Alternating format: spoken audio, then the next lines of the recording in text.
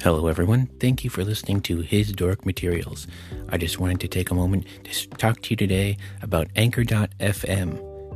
If you haven't heard about Anchor.fm, it's the easiest way to make a podcast.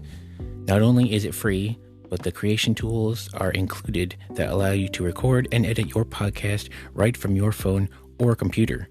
Anchor will also distribute your podcast for you so it can be heard on Spotify, Apple Podcasts, and many more. You can make money from your podcast with no minimum listenership. It's everything you need to make a podcast all in one place. Download the free Anchor app or go to anchor.fm to get started.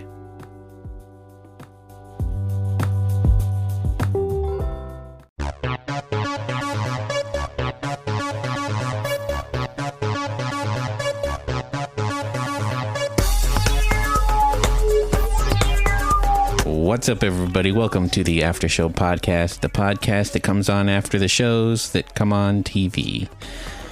Sometimes drastically after the show that comes on TV. We might be able to update our schedule coming up. We've got some things are happening, softening up. Let's say, it's been taking a stool softener. We've applied X-Lax to our schedule. Jesus, things are gonna be flowing like soft serve. No, stop. Boom. So yeah, we've got a lot of exciting things are happening in the Moist Boys universe. Keep an ear out for that. Keep an eye out on all of your subscriptions to all of our podcasts. If you're listening to this one, though, you're probably not one of the many people because there's not many people listening to this podcast. This is what discouragingly not popular. So if you are listening and enjoying this, share it with your friends because we need those nobody listeners. Else loves us but you. Yeah, share it with the friend who you share your CBS All Access subscription with. Yeah, if you have CBS All Access, you have no reason not to share this show. If you're pirating this, you also have no reason not to share this podcast. You have even less reason not to, yeah. Essentially, just share this podcast with everybody you know. If we start getting more listeners and enough subscribers, we're going to be running some, I want to say contests. We've got stickers and swag that we've been collecting that we're going to be giving away. Maybe even a sweatshirt for a very lucky listener someday. You can find pictures of that on our Instagram page, instagram.com/moistboyspodcast. But today we're here to talk about the Star Trek series, Picard, a series that has been rough. And I know I'm probably going to go easier on it than some other people around here. But I feel like you always say that, and then you're the instigator who gets me all fucking riled up on shit. He's like, hey, remember when this one thing happened? And you're like, yeah, I fucking remember that now. I don't know. I feel like this episode was more enjoyable at points. You literally threw your phone. I literally threw my phone. I don't. At which point was that? Was that the ice capades? That was the very end. Oh, when I was like, no, I tuned out for the ice capades. Yeah. So I think this episode, it didn't fix the problems that this show has, but it showed them a little bit less. I'll say that, because it showed a lot of everything less. Yeah, I think one of the strengths is that Soji's only in 2 scenes in this episode. God. Both of them completely unnecessary. Just there's a lot of padding the runtime in this series. Yeah, and they really didn't know. It's very Mandalorian-esque. But Mandalorian at least had the foresight to just go half-hour episodes, whereas this is pulling for that 43 minutes, and they cannot do it. And so what should be a sprint is trying to be a marathon, and it makes it so much worse than it probably should be. Or alternatively, get good writers, and then I'm fine with a 43-minute show. Well, I know, fucking weird concept, but yeah, I think it's safe to say that the writer of Spider-Man 2 is not I was wondering watching this if Michael Chabon had ever watched a Star Trek. Oops, spoilers for my opinions coming later on in this episode. Yeah. A couple of things that happened, but all 5 of you listeners are going to come for us now. what was I going to say? There's a lot of not Star Trek stuff in this series, which is weird. So you saying that reminded me. Like I saw a headline on my Google where it was talking about how he is such a huge Star Trek fan that like getting to write Star Trek as a Trek fanboy was such a huge deal for him. But I feel like he was maybe a fan of the Abrams Star Trek specifically and only that. Maybe. And then was just like one of those guys, like one of those people who just got caught in a situation where he was talking like, oh yeah, Star Trek's really good, right? And they're like, oh, which show is your favorite? And in his mind's racing like there's fucking shows of that. But yeah, so far this show has done so many, I hate to use the term, but so many things. It takes so many things from the Abramsification of Star Trek, the phaser bolts as opposed to like shitty looking little lasers. Love those lasers. You gotta love those lasers, and just the general aesthetic of the show. I didn't notice it a ton in this episode, but episode 2 heavily dove into lens flare territory. Yeah, the thing that I noticed it the most in was the very beginning. So the episode, for those of you that didn't watch it for some reason and are listening to us instead, Godspeed. God bless you. Yeah, we appreciate you. So the episode starts off where 14 years in the past again. So we're still beginning with flashbacks, which at least this time it was. I'll give the show didn't do the same things it had done the last 3 episodes, which was show the exact same event, yeah, but from different angles. Yeah, and it also didn't do the long tracking shot through the Borg cube we've already done 3 times in a row again. No, instead it did the backing. It did a slow pan away ish from the cube, but it sat on that shot for legitimately 20 seconds. Yeah. Mm-hmm. Which is weird because there are dialogue scenes where we could have used some of that time, but like, so at the beginning of the episode, Picard is talking to the Shadrach. So the other thing that kept popping into my mind is that every Romulan word that they say in this just made me think of Dune, because they all it just sounds like Dune words. Yeah. The I can't even think of what the Korat, Shintat, and I was just like, someone was Romulan always just Frank Herbert's Dune, and I just didn't know it because I hadn't read part of it yet. But there's a lot of Romulan words in here that are just like, this is just Dune words that they've kind of like switched where the N and the T's are, and it's like, oh, called it a day. Patted themselves on the back, slammed a do, called it good. Because like their secret warrior things is just Mentat, but the letters rearranged a little bit, and I was confused. So anyway, Picard's talking to the Shadrach, whatever the hell they're called. Crack rack. Talking to the shit rats. That's really, yeah, it was fine. But is that racist? Is that racist to make fun of a fake race? No. Which was one of the other strange pieces of dialogue for Picard that I'll mention later, maybe. That I was like, that doesn't make any sense. But he's talking. There's like a conversation between Picard and like the leader of this order of nuns or whatever. Wombats. Yeah. It was something like that. It was the queen wombat. Yeah. Queen wombats. The quasar wombats. They're the queen wombats. But like after every line of dialogue, it was like hard smash cut to the next line of dialogue, and it was like so rapid fire. Yeah. And it didn't have like when Picard has a conversation, there's like a flow to it, and there's like he thinks about what he's going to say, but everything was happening so fast. But it's because Lady was saying all of his parts for him. She read the lines and was like, I'm going to read everybody's lines, and just was rapid firing everybody's stuff out. Picard doesn't like children. He doesn't like to show emotions. He doesn't like, and it's like, stop reading the author's notes here. Come on. Those are literally just the footnotes. They're just there for context for you reading it to be like, oh, okay, I understand what's happening in the scene. You don't literally have to say them out loud. She needed to write it. She needed to say them out loud. And then the director's probably like, she's not stopping. She's just not roll stopping. with it. She literally has done this all 5 takes. I guess this is just the show now. But yeah, we meet a new character that Picard has a long history with, which again, thank you for giving us a long history for a character we've never met. Yeah, like there's supposed to be a lot of importance and emotion behind all these things, but like these are characters we don't know. So at least me personally, I didn't really feel anything at any point in time. This kid could have died like right after this, and I'd have been like, oh, that was sad.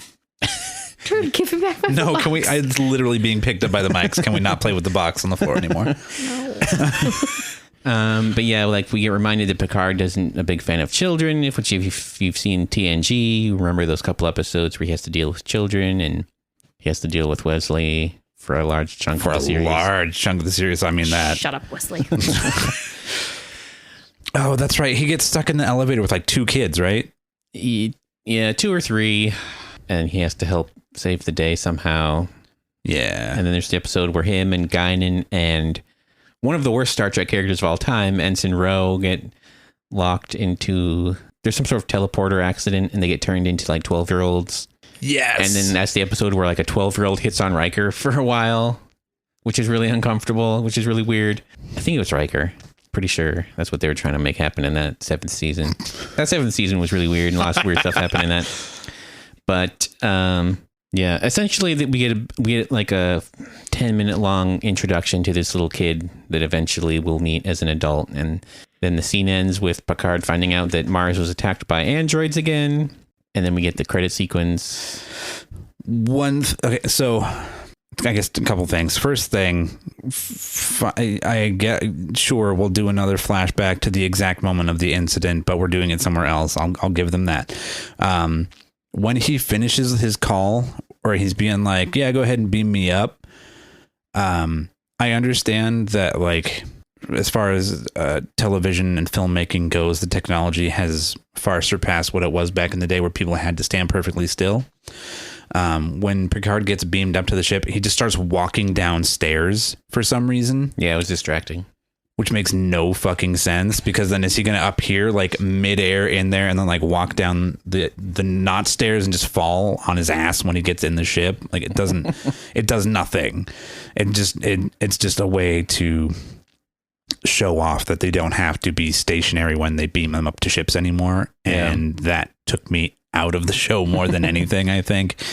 I also, like, I understand that this is like canonically 30 some odd years after TNG was on the air. So obviously you can have styles change or whatever, but I kind of missed the ugly hologram shirts that everybody used to wear on TNG. Like, yeah. It was all about like reflective, colorful fabrics that looked really like they were ugly as hell, but I kind of like everyone just kind of dresses normal now, which is distracting. I feel like at some point, and this is something that we over on the Moist Boys podcast talked about during our Carol and Tuesday episode, where like the sense of fashion in sci-fi doesn't have to just like, when you go to future, everything isn't just chrome and everybody just wears gray and like, or shiny, and like not everybody's just wearing plastic rain suits.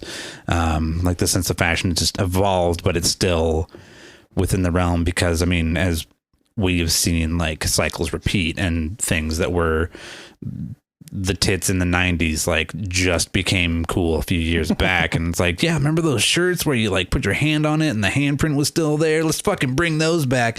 And so it doesn't bother me at all that they have done away with his lounging around on the vineyard in just his silk shorts and a robe. Like I'm fine being done with that kind of that aesthetic. Yeah. And so like as far as like costume design, that it doesn't really bug me too much, just because it's like, yeah, they finally pulled their head out of their ass. I'm just like, fashion is just going to repeat. Things are just going to look relatively the same, but there's going to be different utilities that clothing will have to adapt to, and we'll make room for that stuff. But like, yeah, well, it's kind of like my conversation about blankets. Like, there's only so many iterations you can do of something. Yeah, exactly. Before you just come back around. Which hopefully, like, big frilly collars come back at some point. We can start wearing those again. Like the big, fuck yeah, big ruffs on shirts again. Hell yeah.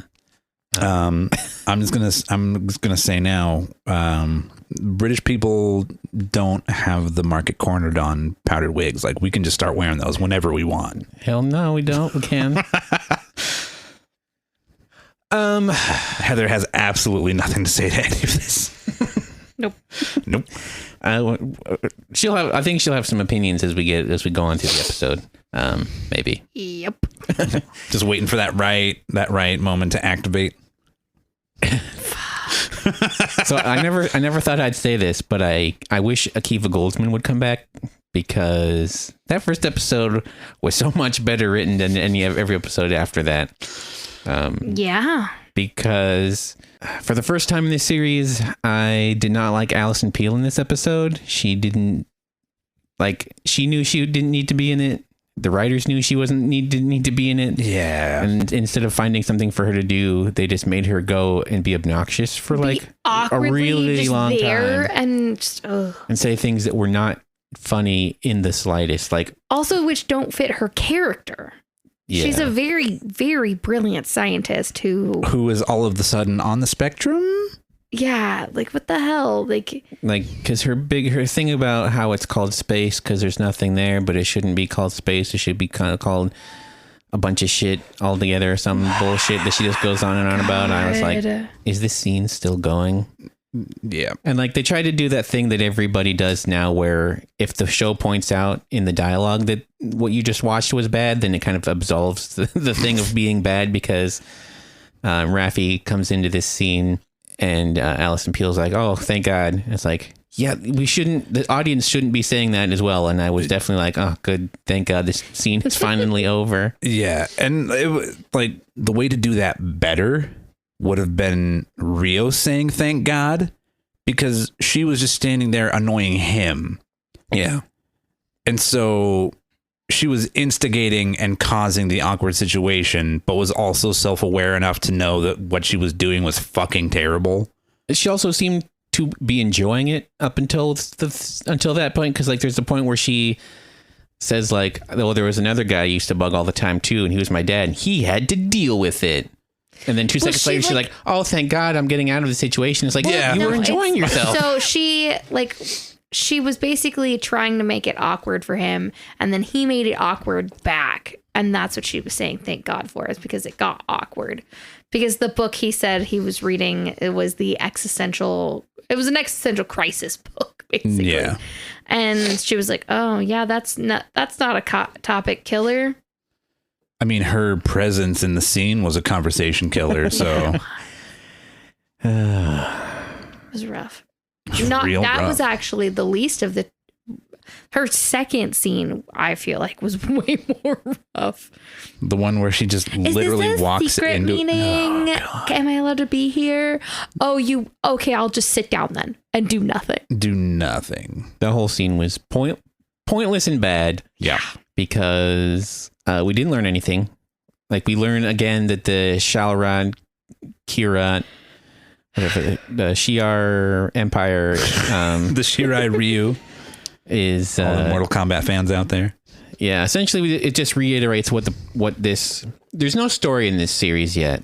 Like, you can say looking to try to rescue Soji is what leads to the story, but it can't be the story. And so far, it's the entirety of the story. Like, except for it's not, because that's not what they're doing. If that's what they were actively doing, it could be the story.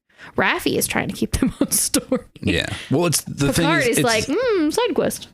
That cat has gold. Rescuing Soji is the end goal. The story, what happens on the way to that. Yeah. And so far, this doesn't know how to do a story on the way to that. They just talk about getting to it and then do absolutely fuck all. Yep. And then Picard's like, we need to go somewhere else first. And then plays the "I'm fucking old" card. Yeah. We're going to the goddamn I'm going to desert die planet. before I ever see my Abandoned other family. foster son / mentee ever again. My other family, that's to distract me from my other family. Picard has a lot of other families. That he's just abandoning. He's got a woman at every port. Hot take. Hell yeah. I mean, I've seen the man when he was younger. Yes, he did. So yeah, we get a long reiteration scene. We get another F-bomb for no reason. We did we? Yeah. Okay, so I cuss like a goddamn sailor. I tune out other people cussing because it's just natural to me. Well, to be fair, there was a lot of screaming going on during parts of this scene, so some stuff got missed. Oh, that's fair. Yeah. There was screaming. But I got it. we okay. So I'm just pulling. We can't watch this with him awake anymore. There's a little demon in our lives that likes to be the center of attention. And he wanted all three of our attention at All one three time. of our attentions through this entire episode. You know, this was the first episode since the first one, I think, that we watched with him. Yeah, that was on me. That's my mistake. We should have just put him to bed. Just put him down. Just put him down. But yeah, so what's it, Chris the guy that plays Captain Rios. He gets an F-bomb in this episode? Yeah. So he pulls out a couple other nondescript, unintelligible accents again. I think the first one he's trying to do as the hospitality hologram is supposed to be American. I'm an American hologram. But it's very distracting. He's not good at the American accent, so which matches the rest of the accent. I'm not sure hopefully none of these are his real the British accent. one might be his real one, because that's probably the one that is the most passable. It's like that's the one he can actually do for longest. Yeah. Like the rest of them he drops in and out. His Spanish accent, which I don't remember from the last episode at all. He didn't have it in the last episode. Well, oh yes, he did, because remember it said that. Actually. Well, the subtitle said it, but the subtitle saying it and him actually doing it are two completely different things. Well, he was attempting it, apparently. Apparently. It's because it goes from like, it swings between Brooklyn accent and Irish accent and British accent. Yeah. And it's like, it's Antonio Banderas playing an Irishman from Brooklyn is essentially what his accent is when he's doing his quote unquote Spanish accent. Yeah. He went full on Spanish in this episode though. Yeah. For like the parts with a little bit of Brooklyn and Irish dropped in every once in a while. Thankfully there were no angels or saints to be praised this time around. But yeah, so he's playing the American hologram that is showing Picard the hospitality program where he programmed the chateau that Picard was living in for no reason other than to drag out the scene for another 45 seconds. And to set this scene somewhere other than the cool looking ship that they're on. They you couldn't just have a fucking holodeck.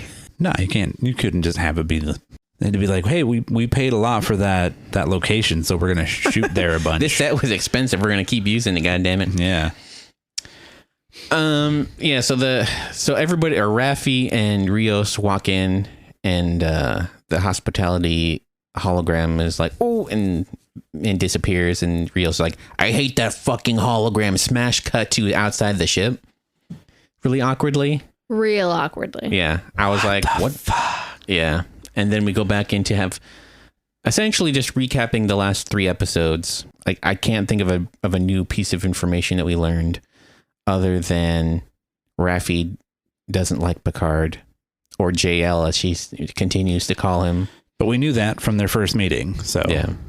And I guess we already knew the name of the kid because that was at the beginning of the episode. And we know that he was on Vashti or whatever the planet was called. Vashti. And we knew that's where they were going. So we already had made the connections in our head. We learned some fun space politics that we didn't know before. Oh, yeah. But I cannot repeat that fun space politics. Can you? No. There's a lot of words. The Freedom Riders. Oh, Rangers. The Rangers. Rangers. The Freedom Rangers, who aren't there anymore, so we don't have to.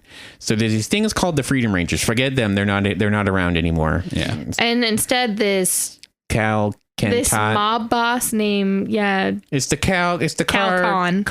Cartan Con. I might have been able to remember this if I had not been as distracted, but I doubt it, just because there's a lot of words thrown at you that don't relate to anything that you're watching. Also, especially while we words see, you're not going to need again later. Yeah, and we also get shown this warlord's ship, but they never put the name to a face, so it's literally just a word. Yeah, I was thinking about it, probably on purpose, because spoiler alert, nothing happens in this episode. Essentially, we get a little bit of backstory. Essentially, this entire episode is just get the guy to join the team. This is essentially the Council of Rivendell spread out over what'll probably be. Hopefully, this is the last one. Hopefully, this is because we've had three. Well, 2 solid hours of getting the band back together. Yeah. 3, which turns into 3 hours because of all the commercials. So 3 hours of getting the band back together, and we didn't need that much. Yeah, because they keep reminding us that they don't know where she. There's so much stuff that they could be. There's so many things that they could be doing anything in this show. They could be having them hunting down leads. The getting the band back together is one episode. The looking for clues is one episode. The finding a clue and getting a setback is one episode. But instead they're making one episode into 3 episodes, and it's showing in all the cracks and everything. Oh yeah. So yeah, after this boring conference that they have together, where at the end they decide they're going to go to Vashti, which we already knew because that's what they were going the whole time. Yeah. Then we get a scene with Soji where we get reminded again what happened in the previous episode, which is that there's a prophecy about the destroyer. Mm-hmm. Seb Cheneb. Yep. Something like that.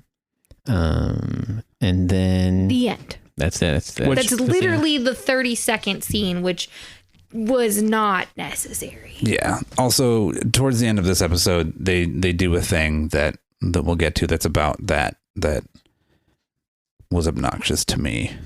It's all obnoxious. Yeah, but I'll get into specifics of there's some fun stuff at the end. All the shit about the prophecy is obnoxious. Well, yeah. There's some fun stuff that was really uncomfortable, and I'm like, at least it's something.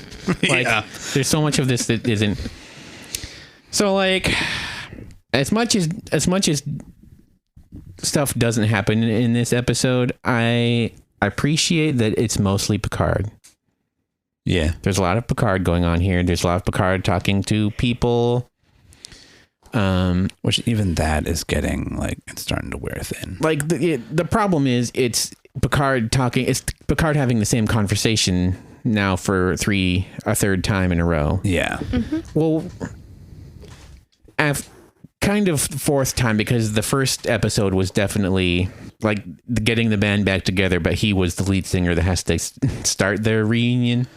Yeah, because the episode 1 has him stating his call to action. Yeah. Episodes 2 through 4 have been him going to people and saying that exact same call to action.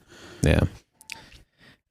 Except for this time, there was a little bit of a twist that I like, because it's showing character development, but also find boring at the same time. And that is that Picard has actually started to accept blame, accept fault. He has been told multiple times that this is also his fault, that this is all happening because he's blamed the Federation the entire time. The Federation let down the Romulans. The Federation stopped rescuing them. Yeah. And this time he had it very much pointed out as, you couldn't save everybody, so you saved no one. You made us promises and because you couldn't do you, and then you abandon us. And that's really what's true, is that he says it himself, you know, I let perfection be the enemy of what's good. And he did. And so it's kind of nice to see that, because it's him accepting some blame. It's him growing to hearing these. He's clearly isolated himself for the last 14 years. Yeah. Away from people, or 13 years or whatever. It would have been good to get this before the Raffi stuff, because then that would explain why, like, it would give context for that, because like her blaming him doesn't make any sense. Nope. Because like she had the least amount to lose. Like her getting fired from Starfleet is nothing compared to what happened. Like if we had seen the Romulans blaming him and being upset, then we would have connected them and her together. But instead we start with, I lost my job because of you. Fuck you, old man. Yeah. And then we get, our entire civilization was destroyed and you could have helped us. And it's like, that's backwards, folks. Yeah. Like this should, like, give us the big stakes, and then show us the small ripple effect that happened because of that. Yeah, because we need the context of, like, we know Romulus was destroyed conceptually, but actually seeing it in this episode, and him being confronted by it gives us, this is how everyone, like, he blames the Federation. But everyone also like put some blame on him too, because he was the face of it. He was the face of it. He was the one making the promises. He's the one talking people through it. It was his idea. Yeah. And when he couldn't do every single piece the way he wanted to do it, he chose to do. He just threw the paperwork up in the air and was, fuck this shit. And then didn't gather it back up because it was Thursday, because it wasn't Thursday anymore. There was one scene in this episode that I was like, ooh, this is a good scene. And it was where he was, where Picard was confronted at the bar after doing some stupid shit. He gets confronted at the bar by a former senator and like his now like gang of rough and tumble bros. And like that conversation of that guy talking to Picard and him like trying to defend himself, and the guy just being like, shut the fuck up. We're having a conversation. I'm talking right now, basically. I was like, ooh, this is a good scene. Yeah. Do more like that. Mm-hmm. Yeah. Actual state. This show does not do more like that. No. But to be fair, that's the end of the episode. So they waited till the end. I will give, I'm going to have to look him up, but the character of Eleanor. No, it's not Eleanor. Eleanor. No, thank you, Michael. Calm down. It's not Eleanor. Santiago Cabrera is Captain Rios. No good.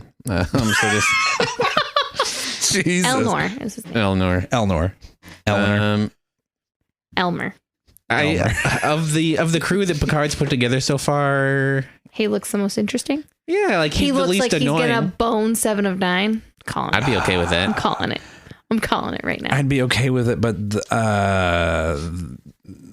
the rating this show is going for, I'm going to also not be okay with. Actually, you know what? I'm going to walk that back. I am totally fine with seeing some Jerry Ryan titty. Yeah. Not mad about it. No. Okay, now give me it. I don't think we're going to, I think we're just going to keep getting F-bombs and it's going to keep annoying me. We had a couple of goddams too, and maybe a shit or two in here too as well. Yeah, their mature rating is going for their language, not their nudity, unfortunately. Damn them.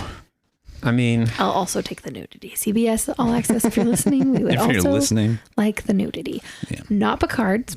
Love you, P Stu, but not Picard's. Yeah, he is off limits.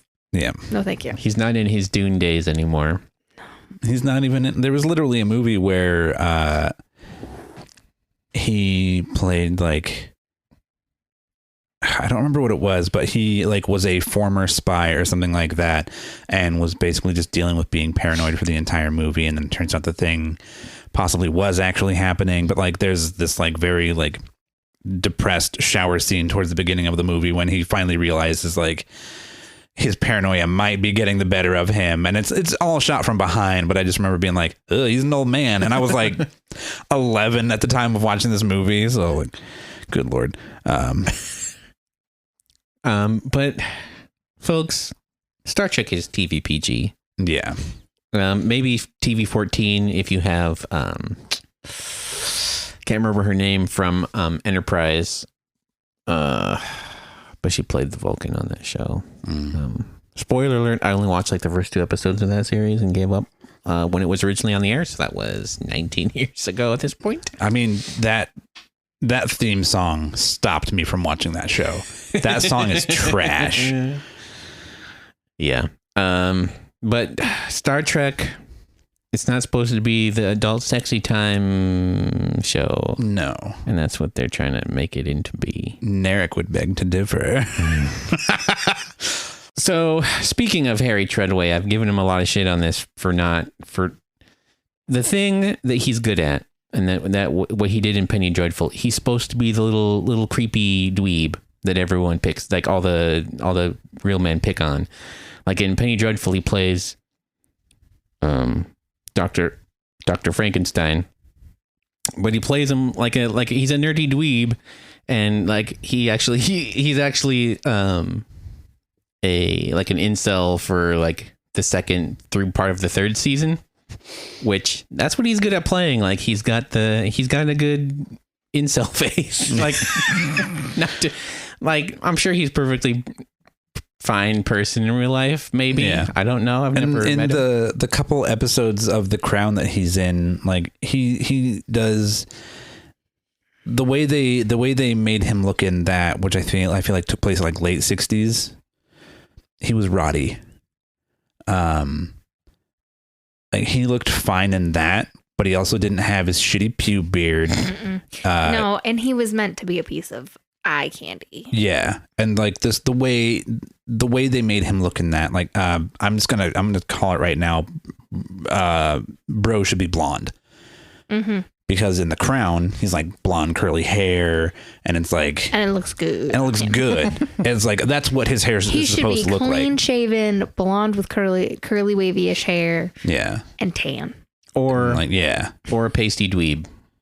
Yeah, or a pasty dweeb. Either of those. No in-betweens. No... 5 o'clock shadow. 5 o'clock shadow with dark brooding, like fucking Bluetooth, like sexy man is not... That is not his version of sexy man. No.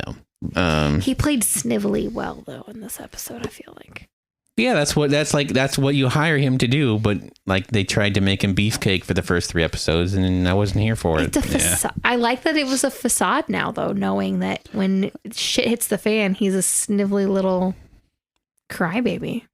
Yeah. That's all well and good, but we literally have characters just like fawning over him. There's 1. 2. Which is I know, but I like that it's a facade.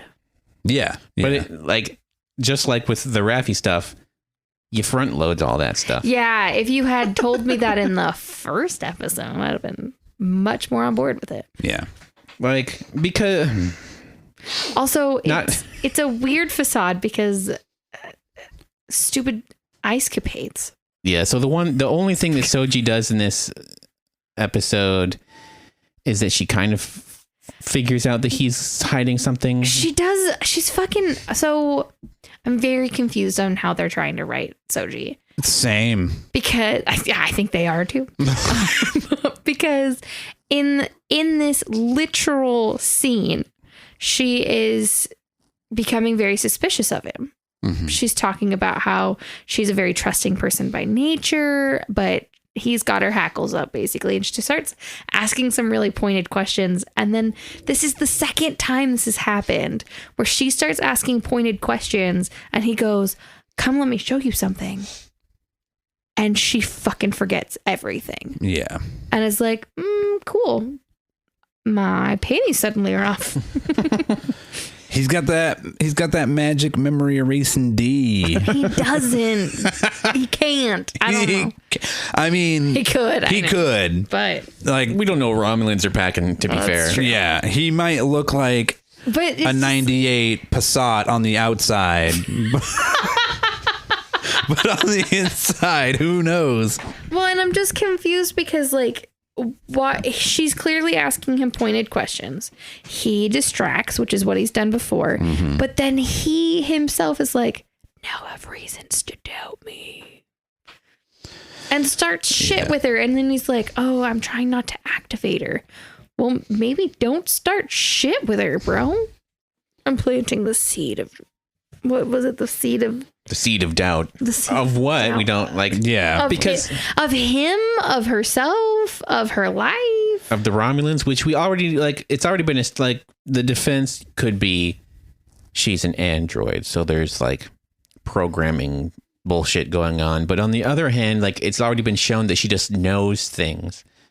Yeah. But I will tell you, I tuned out a lot of that scene. I that scene was so bad. Just was watching it and looked at, and I was like, I'm going back to my webtoon. Tell me when it's over. Fuck this shit. Like the fact that it happens and then they do the full on like swell of like end of the rom-com music at it, and it's like, oh, they're finally ice skating just like she used to when she was a little kid, and he remembered from that one time that she told him, and oh my god, now they're doing it. It's like, no, none of this fucking matters. Not since Raylo has a making out scene been made me uncomfortable more than this, because again, God, it goes on. It goes on and on. He's visible, like it's one thing if you have two like actors that look young. He does not look young. He looks his age, and she looks her age. And those ages are too far apart for this.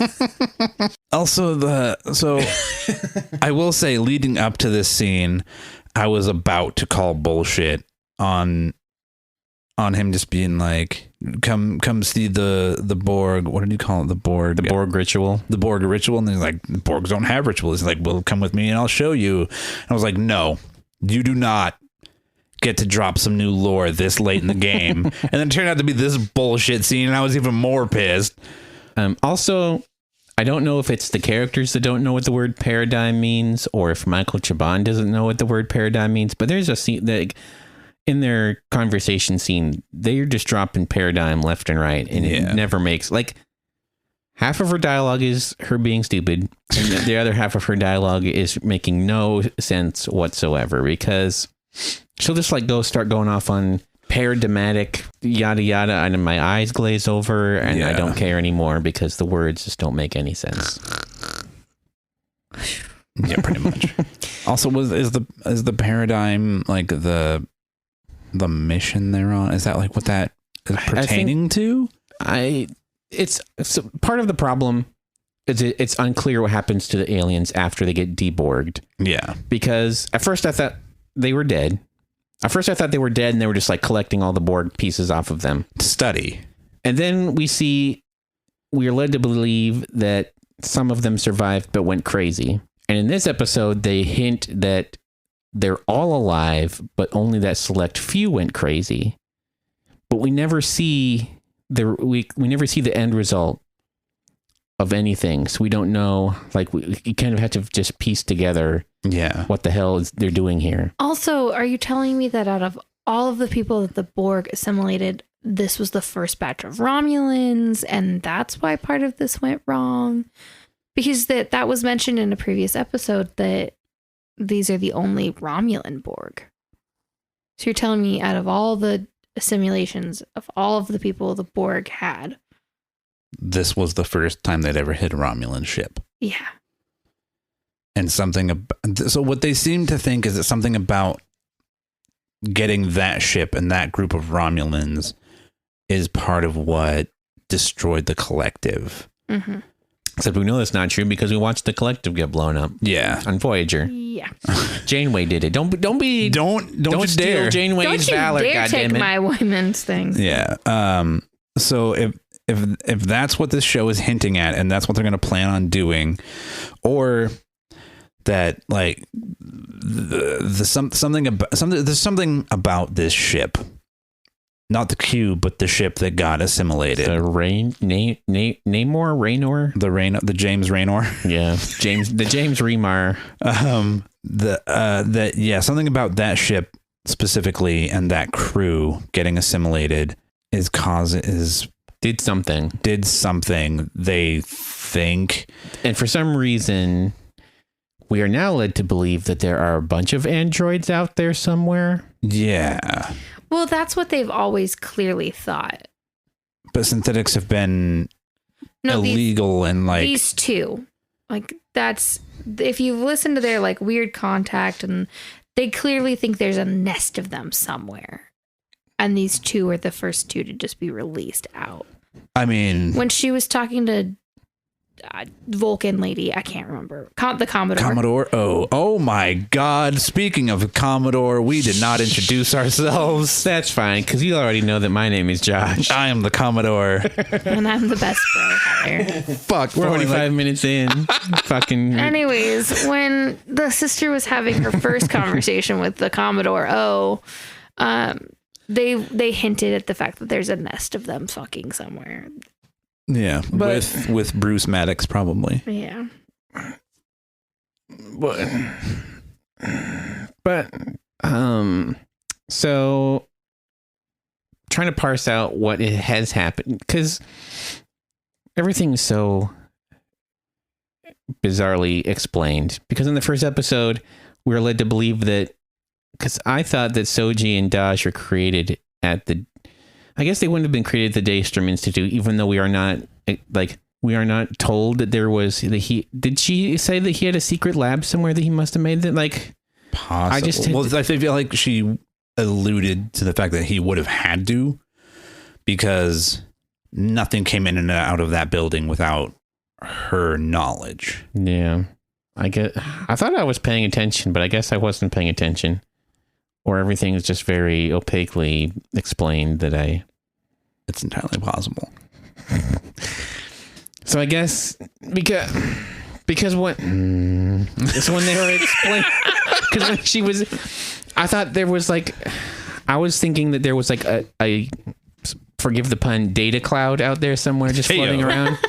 But then I was also confused about how you would get data out of the cloud into these androids. Like, that never was clear. Well, you can never get anything out of the cloud and into an android. They gotta use iPhone. Apple products have that on lock.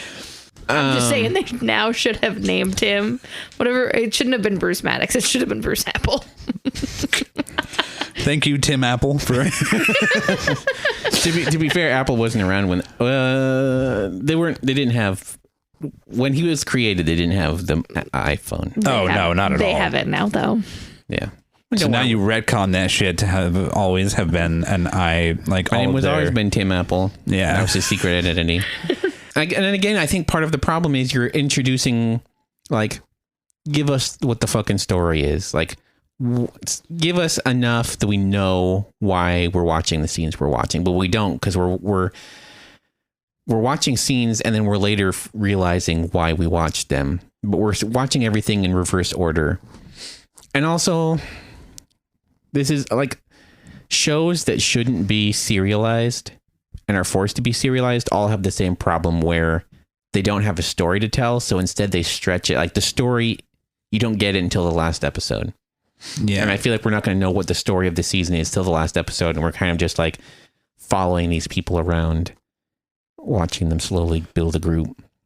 Watching this show, I really feel like this would have been much better suited to be a movie. Like, give me my, whatever the Picard version of, like, Serenity is. Give me that. Yeah. And I feel like that's what this should have been. Isn't that what we said in the beginning? It's entirely possible. I don't know. That the writer was writing a movie. Okay. Never mind. It's possible. It's possible. I would like to reiterate that that's what they should have done. or have these events run concurrently with the Mars Romulan thing. Because I keep thinking, like, it would be nice to have watched all this stuff that we are seeing the aftermath of, and there's no reason why you couldn't just say, oh, this is the year this takes place in now. Like, Picard could pull it. Like, these actors can pull off it being whatever year that took place in. Like, you don't have to do all this nonsense to do it the way they've been doing it. But yeah, I don't want this to do, like... I don't want to just be like Monday morning quarterbacking, rewriting. Like, I don't want to just be trying to rewrite this show the whole time. But on the other hand, like, these are the thoughts I'm having while watching it. I'm almost like, why are you rewatching this and not something more interesting? And I think part of the problem is they needed to come up with more plot to happen, but instead they're dragging it up because they didn't have enough story to fill 10 episodes, and they're trying to fill 10 episodes. So they're having establishing shots of things last twice as long as they should. They're not establishing things that they need to, like you were saying, like in TNG, and I think this is how you create memorable scenes, is the bird of prey that we learned was stolen, that was the old original series design, which looked fine, whatever.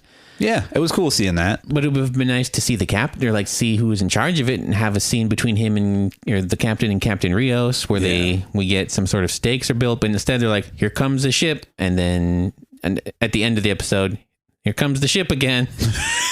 And nothing, like there's no time. There's no ticking clock on these scenes. Like they say there is, but we never, it's so an arbitrary. Yeah. Which, the Star Warsification of Picard of we are told that a thing is important, but it's not something that we're aware of for most of the time until a character just brings it up randomly again. Yeah. The surprise incest scene. At least it's something, like at least it's they've made a choice. Yeah. I'm going to applaud the director on this because Jonathan Frakes. Thank you, Jonathan Frakes. I very much appreciated the fact that going into the scene, you just think it's going to be Soji rubbing it on his chest and I was prepared to be like, "Ick, Soji, stop it!" Yeah. And then I got the "Oh my god!" just like he did. That's the sister. So this was the scene that does the thing that really bugged me. Through context clues, we, the audience, should know what Shep Cherub is. And so she's got him in the half Nelson, and she's like, say the fucking thing. And he says it in Romulan, which is that name that we know. The Bim Shalabim. The Bim Shalabim. He says that. And then she's like still holding him. And he's like, the Destroyer. And it's like, yes. As the audience, we know, like him saying the actual term should have been uncle. There have been enough context clues of them using that fucking term that we, the audience, know that that's what that is. You don't have to literally every time somebody says it, have them also then say the Destroyer. Unless it's a full title. No, because I think... Unless Shimbaba Bim. Bibbidi bobbidi boop. Boopy bop boop. Sheep kebab. Is the name, and the Destroyer is the title.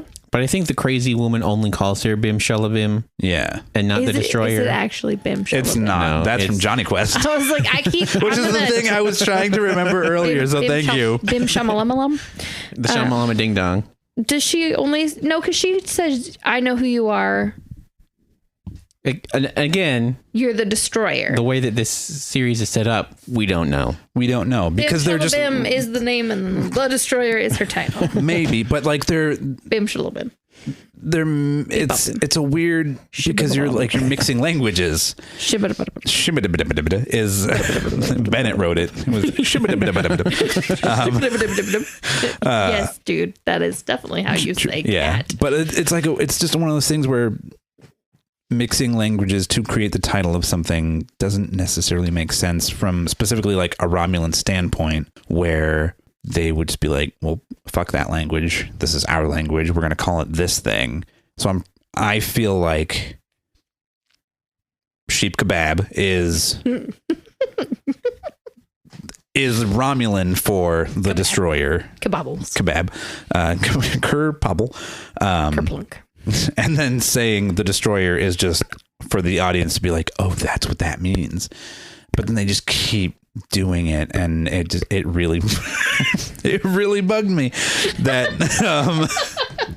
that he said both things, and then she was like, okay, I'll let go, bro. Because like even if it was the full title, say You should be able to say part of it. yeah, like say like you're the FBI and you're looking for somebody and you're torturing someone to get information out of them. And they say We are not necessarily saying that the FBI does this. We are simply stating as a this is a hypothetical. This is a hypothetical that And then definitely. the person says, "Shibbolamalang."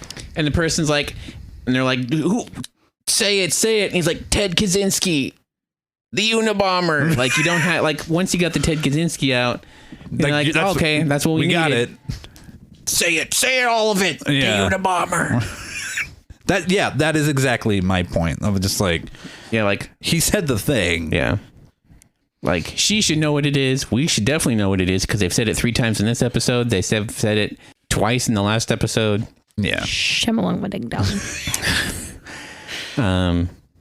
Apologies to all of our Romulan listeners for disrespecting their Apologies to all of our listeners. Our Romulan's a little rusty. A little rusty. It's much better than our Klingon, though. Don't worry. Typically, the bullshit words stick in my brain better, but something about these, like, so many of these words are similar, and there's so many of them. I'm like, my brain is like, and they're also similar to, like I said before, Frank Herbert's Dune words. That it's my brain is just like, I don't need to remember this. This feels very much how I felt damn near 20 years ago watching The Lord of the Rings and then just being like, wait, one of them was Arwen and one of them is Eowyn? Yeah. 'Cause you got to have your titties named the same thing. Yeah.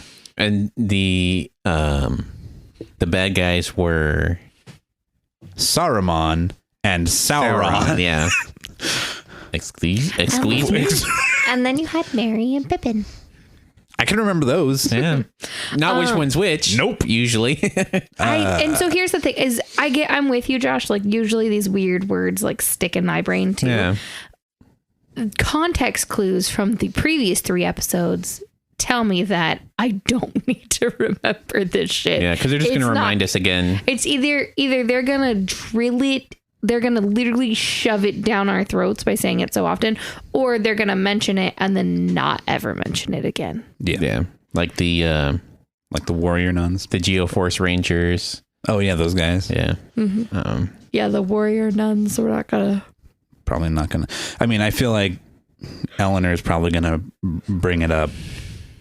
The key Kalinor that he is or whatever. Yeah. The Queen Wombat. Queen Wombat.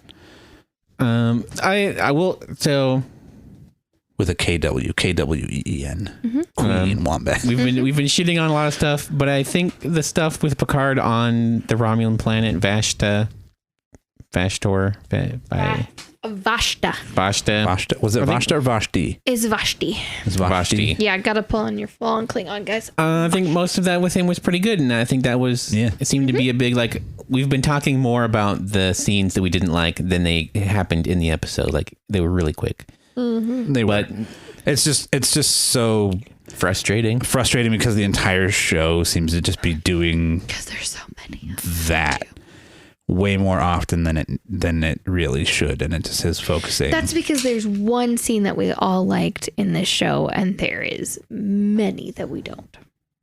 There's the scene where Picard. Well, there's one chunk of scenes. Yeah. And it's him on the planet. Yeah, like when he's versus talking to literally everything. And that's like 5 minutes.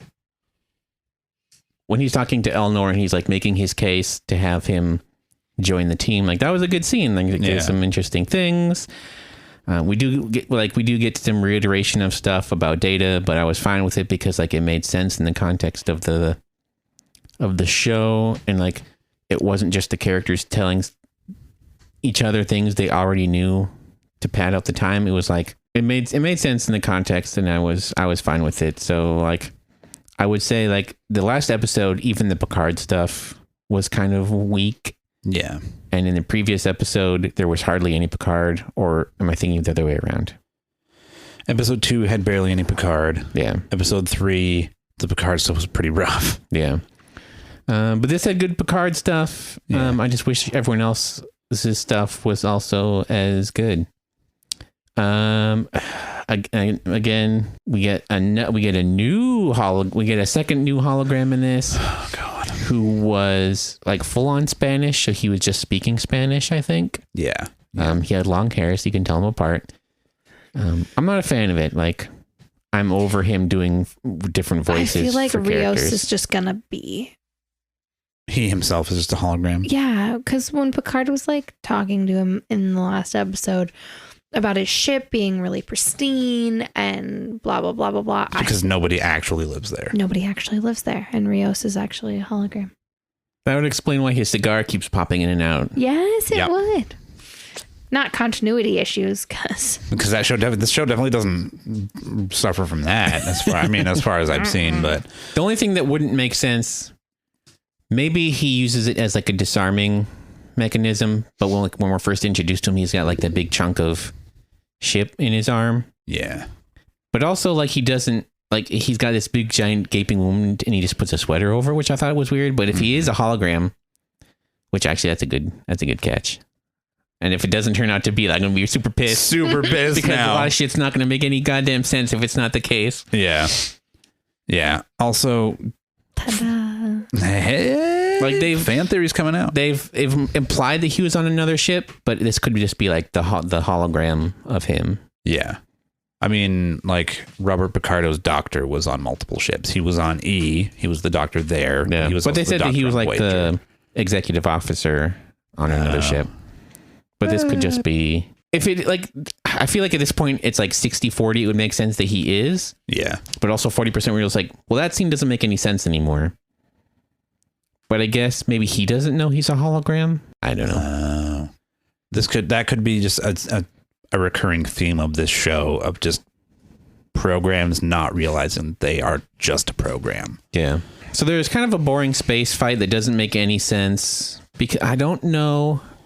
Other than the fact that the episode needed to end the way it did, it doesn't make any sense that it didn't just warp away from the planet. Literally no sense. But they keep flying towards the planet They with the told him lasers. the window wasn't going to be open for 7 minutes. Picard's already on the ship. Yeah, that's he right. was he was there getting thrown around as the explosions are happening, and Captain Rios keeps like doing barrel rolls at the planet and then away from the planet and then back at the planet. It's like, Yeah. my dude, there's like 3 million degrees of space where there's no ship or planet. Pick one and warp one and away. just fucking go. Like, just hit the warp button already. Yeah. I do think, like, I do kind of like the new. So another thing that this series does better than I think other series is the hologram interfaces. I think are better. I still hate them on principle. Well, yeah, on principle, yes, but at least like the Marvel movies, I think are the worst because it's just ugly blue, hard to see screens for the most part. Yeah. Like, And it doesn't matter. They literally highlight the thing that they're going to pick out of it, and then they pick that thing. yeah. So at least in this, like, it actually looks like something that people would actually use. Like, there's color to it. It's not just like a monochrome. Yeah. Like the UI for like him piloting, like, Yeah, that, is an actual separate thing from the rest of the control. yeah. Like, I feel bad for the actor because before they put the effects in there, I bet it looks really bad. it just looks like he has carpal tunnel and he's just moving his wrist around. Yeah. But I'll give it that it looks fine. But yeah, it doesn't make it like, if you don't know that they have to be there for 5 minutes so that the surprise can happen at the end, like, you're like, the entire time I was just like, just go to warp warp away. Just go. get out of there. Yep.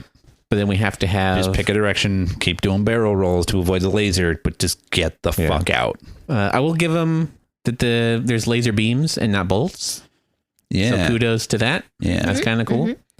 But yeah, like the only reason why this dumbass can't warp away is because we have to have 7 of 9 at the end, which Jonathan called it. God damn it. So the fact that she was in this episode was the only thing I knew going into it. And like, just real briefly, she's only in 5 episodes, and this is one of them. So that means she's only in 4 episodes. Oh my God. Yeah. I didn't even think of that. But so we were going to start the episode and I was like, oh, I know that a character is going to pop up in this episode. So something might happen. And then I like took a pause and was like, unless she just shows up in the last 30 seconds, like every other fucking time they've done something like this in And an episode. guess what? Your wish came true. No, not my wish. Also, they keep updating the episode lists on IMDb. So now there's 11 episodes in the series, and and Jerry Ryan is in 6 episodes. Forever. Oh God. He's 11. Which still means there's like 5 more episodes she's not going to be in, which is kind of concerning because I feel like nothing has happened without her, and hopefully she's like a catalyst for things happening. This was episode 4, so there's already 3, and there's going to be 11, and she's going to be in 6. Well, hopefully there's only going to be 10. So she should only be maybe in 3 more. So she might only miss 2 episodes in the next, which hopefully aren't. Right? Hopefully Is the my one. math right? Well, she's going to be in 4 more. 5. He said she's going to be in 5. So Yeah. she's going to be in 5 more. And Oh, there's okay. 7 episodes left. She should be in 4, 5, 6, 7, 8, 9. Yeah. Right? Or So then some- then we just have to do 10 and 11 without her. Or some random. Or mishmash like she of them. leaves so he can go visit Jonathan Frakes by himself. Yeah. And then she comes back. Yeah. Yeah. I'm looking forward to her being in it because again, like the thing this show has done best is the fan service is the only stuff that works very well, Yeah. which is the Picard stuff being callbacks. Except for the callbacks to shit that happened in between TNG and this show, which Like, is the yeah, thing they like to call back the most. But like the actual fan service, which is weird because usually I'm not gonna say I'm against fan service, but I'm against obnoxious fan service. Blatant fan service. You what? Blatant. Fan Pointless fan service. There, Like, that's- Pointless fan service. and I feel like the fan service in this has served a point more so than the stuff that isn't fan service so far. Yeah. So I'm going to be here for it. I am interested to find out how he knows who she is because we've never seen them interact together. Yeah. Because we've seen him and Janeway interact. So like Because that was at the end of the... that was No, it was in one of the movies. Nemesis. Yeah, that's right. That's right. She sends him on his mission. Which it would have been cool to see like the scene when Voyager gets back to Earth and like he's there because everyone's excited about it and like you gotta bring back your flagship captain to welcome back the crew of the Voyager. Right. But now we're just getting into like fan fiction bullshit. Let me just get on my my live journal real quick. So Clooney's for episode 4. I can't remember how many Clooney's I gave the last episode. I feel like you probably were a neighborhood of 6. Yeah, I think like a 5.5 or a 6 I was. Oh, I think it was 5.5. Yeah. So I'm going to give this one a 6. It's like I said before, if they slowly improve, less Soji, less bullshit, no Commodore, that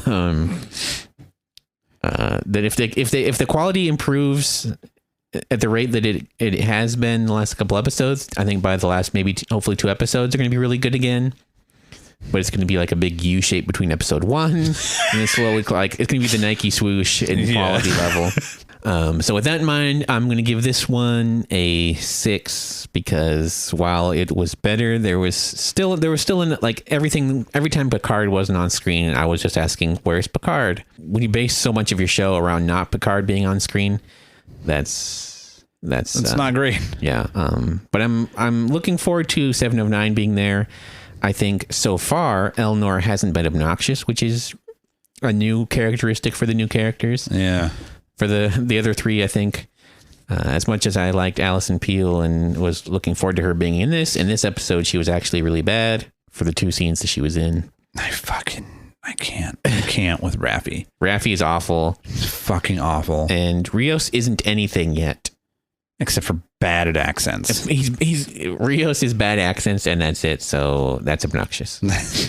So yeah, I'm going with the 6. I'm gonna give this one. I'm gonna give it a 5. It is incrementally better than the other episodes that we've talked about. But they're still. They gave me one really interesting scene that I was definitely here for, and then everything else I kind of just couldn't be bothered with almost. Yeah, the Alison Peel stuff was just I don't know what they were smoking when they wrote that / filmed that and called it good. Sativa. But they don't get to smoke it anymore. They don't get to smoke it no more. Yeah, like yeah. I I'm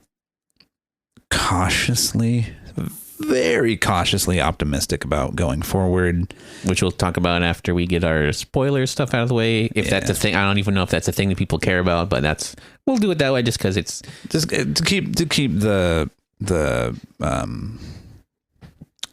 layout is not the word I'm looking for. Mystery alive. Keep the tradition. Keep the tradition alive. Yeah. But yeah. So, how about you, Heather? 5. Hey, she liked it a lot more than the last two. No. Only one more than the last. Only one more, and it gets half of one. It gets half of one because Elrond. Eleanor. Nope, Elrond now. He's kind of an Elrond character. A little bit, yeah. Elrond cut a dude's head off. I was entertained. I did like. Are you not entertained? I was entertained. And half a point for the 30 seconds I got to see of Jerry Rand's face. Nice. I will say I was kind of worried in the scene where that dude's head gets chopped off and Picard's just like standing there like, huh, that was weird. But I do appreciate that, like, once they got onto the ship, he's like, hey, motherfucker. Fucking that's do bullshit. That. Yeah. I was like, okay, there's the Picard we know. Yeah. I like that he was like, I can't do this here. I can't do this here. Get us out. Get us out. Get it out. Yeah. Yeah. So, I was more entertained slightly. There were so. I had what I'm pretty sure is my like bad person moment of where the Romulan dude is like, hey, lady boy, can your sword stop at my, I don't remember what it's called, so I'm going to say my repulsor blast. And I was like, fucking lady boy, that's hilarious. He called Am him I the dick? Sister boy. Sister boy. Yeah. Which I realize is because of like the nuns and whatnot. But it still doesn't read that way. It does not read that way. Like, hey, sister boy. I was like, ooh, it's good. It's a little. I like that the Romulan's blood is green. Yeah.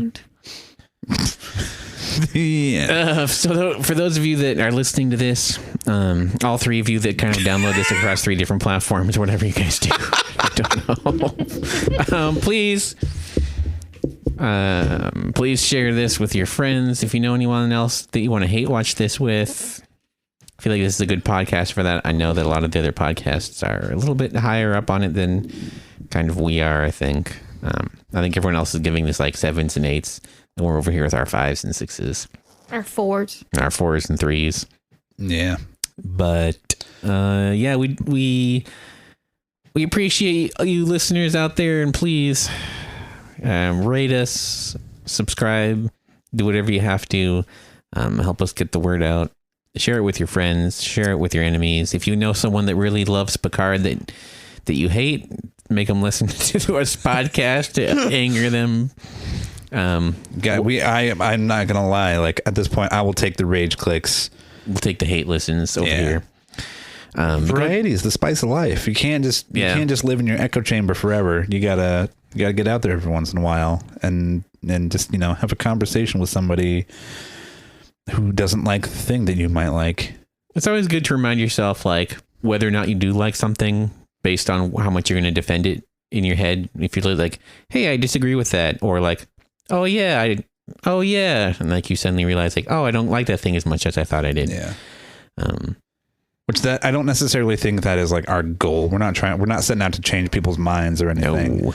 It's just we have opinions and we're stating them, and we like to hear the sound of our own voice, and we hope that you like the sounds of our voice as well. Yeah. Smooth sounds of the Moist Boys. Speaking of the Moist Boys, head on over to the Moist Boys podcast. We've got an episode about the Baxter up now. We've got Carol and Tuesday. Spoilers for everybody. We have not recorded the next episode yet. No, wait. We have one more episode. Yeah. We've got one more episode in the can. After that, we don't know what we're doing, but after that, it's. I don't think we know what we're doing when we have episodes in the can. We don't know what we're doing. Period. End of sentence. Full stop. Print. But after that, it's time for Animarch. So if we, for all of our anime watching fans out there, we've got anime bullshit coming up. We've got fireworks coming out. We've got Millennium Actress. We've got Weathering with You, and one more that I'm going to let Jonathan the Commodore announced because... Okay, wait, which ones have you said? Oh, A Silent Voice is the fourth That's one. the one. But no, stay tuned for March for that. We're also going to be breaking down 2019 a little bit more, maybe as the year goes on. Maybe come up with some best of lists. And considering if you listen to this week's episode, strap in. It's a bit of a downer. There's some downers going on, but we're going to try to get some uppers as well. But we're also going to break down the 2010s as a decade throughout some of our favorite things. What made the 2010s for us? What got us through the 2010s? Ups and downs, all that fun stuff. Yeah. So yeah, thank you for listening to the After Show podcast. Now we're gonna go into the fun part where we talk about the previews for the next episode, where we're finally going to Canto Bight. We're doing it. Speaking of the Star Warsification of Star Trek, we're gonna track down Justin Trudeau and his red flower, and then I'm gonna have an aneurysm if it actually is Justin Trudeau. Not Justin Trudeau. Justin Thoreau. I'll have an aneurysm if it's either one of those, to be fair. Oh. So I have a little. I have accidentally done that before, where I've gone to say Justin Thoreau and said Justin Trudeau instead, and so now I just feel like I just have to roll with it and just do it every time now, which I mistakenly did not do on our episode about the Baxter, but oh no, I know I've ruined it already. Yeah, if they literally go to, because this is going to be Free Cloud, right? Yeah. Okay. If they literally go to Free Cloud. Well, they're going to find Bruce Maddox. They're not going to find a hacker. Yeah, so that's something. So that's at least something. We actually know what the end game of going here is. We know he's an old man, so it can't be Justin Thoreau. Yeah. I almost said it again. God damn it. So, yeah, God willing, something fucking happens in this episode, because it seems like shit's going to go sideways pretty soon, or pretty like close into the episode. Yeah. My only concern is like them getting dressed shit is going to be like the first half hour of the episode, and it's going to be 10 minutes on Canto Bight. Yeah. I really hope it's not. I really hope they don't try to do too much quote unquote comedy. Yeah. Because that looks like it's going to be quote unquote comedy bits when they get dressed. Yeah. Picard, I feel like that's probably I'm excited for it in the sense of it being a callback to TNG. Yeah. Like with them getting in their cosplays to go to the holodeck and stuff like that. I'm enjoying it. I'll enjoy it if it's more of a callback to something like that. But if it's literally just like 20 minutes of them like getting into costume and like shitting on each other's outfit choices and whatnot, then I don't think I'm going to be here for it. Yeah. I don't think they showed any Narek or Soji stuff. If I'm not mistaken. I think it was almost exclusively Picard stuff. Yeah. So hopefully that's true of the episode as well, because there's only one more thing that can happen with the Soji thing, which is where we find out what happened on the ship. Yeah. Like nothing else interesting is going to happen. And the longer they talk about finding out what happened on the ship some more, they can finally explain what the fuck is happening on the ship that they should have explained in episode 2. Yeah. Like why they're doing the things they're doing, if the people are still alive, if they're all dead, if it's just those people that are alive, but they went crazy, or if everyone's alive and only those people went crazy. We don't know because the show hasn't explained or shown us anything.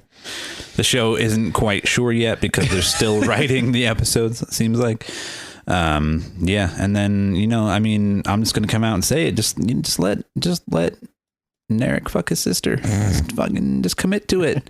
We did get a little bit of peen grab in this episode, in the episode 4, when she's like, I can't remember but she's like she's doing some sort of skeevy line, and she's like reaching down into his pants. And I was like, this show's going for it. like, say what you will, like, at least they're going for it in those scenes, unlike the rest of the scenes where they're just like, well, we can't reveal anything. Yeah. But they need to be in this episode, so we'll just write some bullshit where they just say the same things they have already said. God. This show is rough. Thank you, folks, for sticking around. I apologize for everything. Everything except World War II, World War I. I'm just sorry for all of it. I'm so sorry. The show is, like I said in episode 2, the show turned into what I was worried it was going to be, which was kind of nothing. Yeah. I think they're slowly digging their way out of it. Hopefully they come up with, there just needs to be more story and plot. It's just too much sitting around waiting for something to happen. Things need to start happening now. If things don't start happening and like the ball starts rolling and everything snowballs to the end, if we're still in like the holding pattern, then this show's going to be a disaster. Yeah. So hopefully not. It seems like some things are going to happen. Again, it could be like the last 2 seconds where we get told there's a trap sprung on them, which again, it could be the last 30 seconds. If it was a trap the whole time and they bust in and then the credits start rolling, we get scenes for next week's episode. Yeah. Yeah. That was I was just sitting there, phone in my hand, and then 7 of 9 pops up and like, Picard, you owe me a new ship. And then they're like, next time on Star, and I just flung my phone on the ground. I was like, I can't with this goddamn show doing this every time. Fucking stop it. This will be technically the like halfway point of the series, the next episode. Yeah. So like, let's start making some moves, guys. Start revealing some story. Well, let's start revealing why we've been watching this the whole time. Yeah. Because we don't know why we're watching this yet. And that's a problem. 4 hours in to your series. Yeah. If it turns out we're watching all of this happen just to fill time, I'm going to be pissed. And so far, it seems like it's just to fill time. But we'll find out next week. Thank you for listening. Please come back. Please come back and listen. If you don't want to listen to us talk about this show, suggest us another show to watch. Yeah, shoot us a DM on Instagram, instagram.com/moistboyspodcast, at moistboyspod on Twitter, or moistboyspodcast@gmail.com. Send us some comments. We're always here. We like comments and we're here for it, as the kids say on the line these days. On the interwebs. On the interweb. But yeah, if you have any questions, comments, concerns, any shows you want us to be talking about that are on now that are, I would say, like maybe 3 episodes in that we could catch up on relatively quickly. Yeah, that's fair. To do week to week. Or if there's a show on Netflix that you would like us to do week to week. I think I talked about this last week, but there's a show that I watched on Netflix that I might try to convince everyone else to watch and do week to week. But we'll see. So yeah, thank you for listening. Thanks for sticking in there with us. Unlike, I'm not gonna. Unlike everyone else in the world that doesn't listen to this podcast. Unlike everyone else in the world who doesn't watch this fucking show, so why listen? Yeah. But yeah, thank you for listening, and we'll be back next week.